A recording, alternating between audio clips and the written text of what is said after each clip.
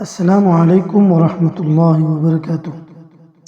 معزز سامعین، آج ہم آپ کو اسرائیل کے بارے میں کچھ حقائق بیان کر رہے ہیں۔ موجودہ تناظر میں جہاں حماس اور اسرائیل کی لڑائی چل رہی ہے، اسرائیل نے غاصبانہ قبضہ کیا ہوا ہے فلسطین کے علاقوں پہ، مسلمانوں پر ظلم و تشدد کی داستانیں رقم کر رہے ہیں۔ اس کو سامنے رکھتے ہوئے ہم اسرائیل کی کچھ حقیقتیں وہ اس ویڈیو میں بیان کر رہے ہیں۔ آخر تک ویڈیو سنیں گے تو اسرائیل کی حقیقت آپ پہ کھل جائے گی کہ یہ لوگ کون ہیں اور آگے انہوں نے کیا کرنا ہے اور یہ کیا کر کے یہاں تک پہنچے ہیں۔ جزاکم اللہ خیر۔ حضرت ابراہیم علیہ السلام کے بڑے بیٹے حضرت اسماعیل علیہ السلام تھے اور چھوٹے بیٹے حضرت اسحاق علیہ السلام تھے۔ خانہ کعبہ حضرت ابراہیم علیہ السلام اور حضرت اسماعیل علیہ السلام نے آج سے تقریباً 4000 سال قبل تعمیر کیا تھا۔ البتہ روایات سے پتہ چلتا ہے کہ اسی جگہ پر سب سے پہلے حضرت آدم علیہ السلام نے خانہ کعبہ تعمیر کیا تھا۔ حضرت ابراہیم علیہ السلام نے فلسطین کے علاقہ بیت المقدس میں بھی عبادت گاہ بنائی۔ حضرت اسحاق علیہ السلام بھی وہاں عبادت کرتے رہے، مگر حج کے لیے وہ ہمیشہ مکہ مکرمہ میں واقع خانہ کعبہ میں جاتے تھے۔ حضرت اسحاق علیہ السلام کے بیٹے حضرت یعقوب علیہ السلام تھے۔ اسرائیل حضرت یعقوب علیہ السلام کا لقب تھا۔ اسرائیل کے معنی عبداللہ یا خدا کا بندہ ہے۔ بنی اسرائیل ان کے قبیلے کو کہا جاتا ہے۔ حضرت یعقوب علیہ السلام کے بیٹے حضرت یوسف علیہ السلام تھے جو مصر کے بادشاہ بنے۔ بنی اسرائیل میں پھر حضرت موسیٰ علیہ السلام مصر میں پیدا ہوئے۔ ان کے بعد حضرت داؤد علیہ السلام صحرائے سینائی کے علاقہ میں پیدا ہوئے جو بعد میں فلسطین چلے گئے۔ جب حضرت داؤد علیہ السلام نے انتہائی طاقتور دیو ہیکل جالوت کو اللہ کی نصرت سے غلیل سے پتھر مار کر گرا دیا تو فلسطین کے بادشاہ سول نے حسب وعدہ ان کی شادی اپنی بیٹی مشل سے کر دی۔ سول کے مرنے کے بعد حضرت داؤد علیہ السلام فلسطین کے بادشاہ بنے۔ حضرت داؤد علیہ السلام کی وفات کے بعد ان کے بیٹے حضرت سلیمان علیہ السلام فلسطین کے بادشاہ بنے۔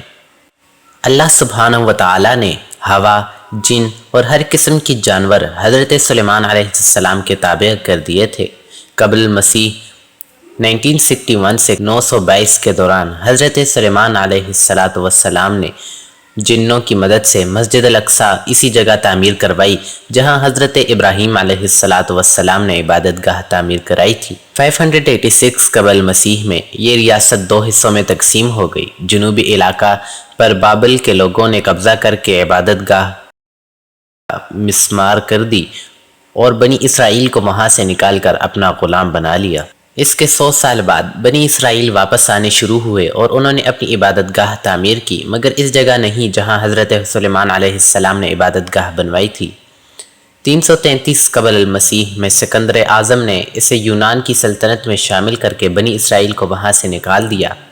165 قبل مسیح میں بنی اسرائیل نے بغاوت کر کے ایک یہودی سلطنت کی بنیاد رکھی۔ 100 سال بعد یہودی ریاست پر سلطنت روم کا قبضہ ہو گیا۔ 70ویں عیسوی میں یہودیوں نے بغاوت کے جسے شہنشاہ ٹائٹس نے کچل دیا اور یہودیوں کی عبادت گاہ کو مسمار کر کے انہیں وہاں سے نکال دیا۔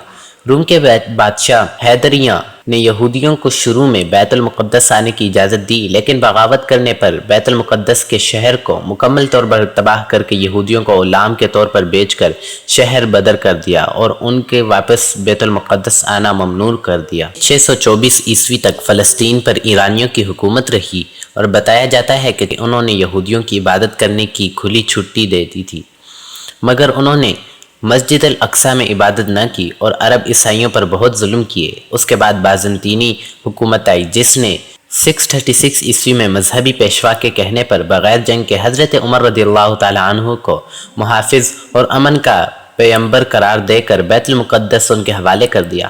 حضرت عمر رضی اللہ تعالیٰ عنہ نے مسجد الاقصیٰ کی تعمیر 639 عیسوی میں اس جگہ پر شروع کروائی جہاں پر حضرت سلیمان علیہ السلام نے تعمیر کروائی تھی۔ 636 سے 1918 عیسوی تک یعنی 1282 سال تک فلسطین پر، جس میں اردن بھی شامل تھا، مسلمانوں کی حکومت رہی۔ بس اس میں وہ عرصہ شامل نہیں ہے جس میں صلیبیوں یعنی عیسائیوں سے جنگیں ہوئی۔ اس وقت تک یہودیوں کو فلسطین سے باہر ہوئے 1800 سال ہو چکے تھے۔ بنی اسرائیل کے متعلق تاریخی حقیقت یہ ہے کہ انہوں نے بہت سے نبیوں کو قتل کیا، جن میں ان کے قبیلے کہ حضرت زکریا علیہ السلام اور حضرت یحییٰ علیہ السلام بھی شامل ہیں۔